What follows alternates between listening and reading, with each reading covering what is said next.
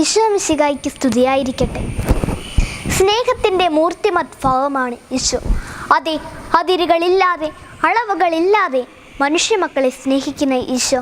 നിരുപമമായ യേശുവിൻ്റെ സ്നേഹം വർണ്ണിക്കുവാൻ വാക്കുകളില്ല.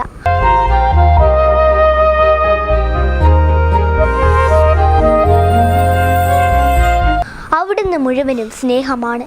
സ്നേഹം തന്നെയായ ഈശോ തൻ്റെ ജീവിതത്തിൽ ഏറ്റവും കൂടുതൽ സ്നേഹിച്ചത് ആരെയാണ്?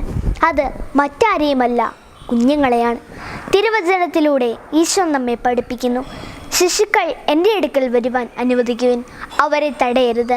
എന്തുകൊണ്ടെന്നാൽ സ്വർഗരാജ്യം അവരെ പോലെ ഉള്ളവരുടേതാണ് എന്ന്. അതെ, മാലാഖമാരുടെ നേർമില്ലത്തോടെ സ്നേഹത്തിൻ്റെ പൂന്തോട്ടത്തിൽ വിടർന്നു നിൽക്കുന്ന നിഷ്കളങ്കതയുടെയും നേർമില്ലത്തിൻ്റെയും പര്യായമാണ് ഓരോ ശിശുവും. അവരുടെ മനസ്സിൽ കളങ്കമില്ല, കാപട്യമില്ല, വക്രതയില്ല. അതുകൊണ്ടല്ലേ ഈശോയുടെ സ്നേഹവാചനങ്ങളായി കുഞ്ഞുങ്ങൾ മാറിയതും. നിഷ്കളങ്ക ഹൃദയരെ അകമഴിഞ്ഞ് സ്നേഹിക്കുന്ന സ്നേഹസമ്പന്നനാണ് ഈശോ. തങ്ങളിൽ വലിയവനാരെയെന്ന് തർക്കിച്ചുകൊണ്ട് യേശുവിൻ്റെ മുൻപിൽ കടന്നു ചെന്ന ശിഷ്യഗണത്തോട് ഒരു ശിശുവിനെ വിളിച്ച് അവരുടെ നടുവിൽ നിർത്തിക്കൊണ്ട് അവിടുന്ന് പറഞ്ഞു, നിങ്ങൾ മാനസാന്തരപ്പെട്ട് ശിശുക്കളെ പോലെയാകുന്നില്ല എങ്കിൽ സ്വർഗരാജ്യത്തിൽ പ്രവേശിക്കുകയില്ല എന്ന്.